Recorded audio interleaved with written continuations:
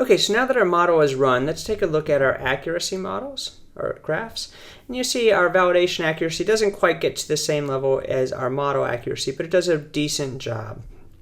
We can also plot the loss graph, and we see that, again, the loss doesn't quite get down to where we want it to, but it does a decent job.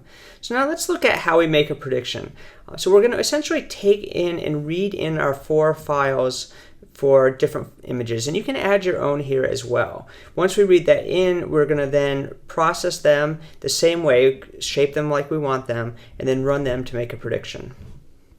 So let's run this and see how we do.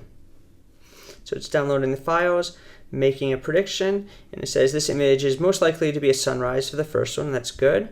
The second one said sunny, so sunshine.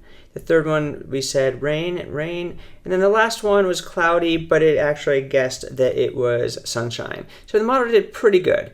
So again, you're going to have a chance to add your own images to this if you want to and see how the model works for you.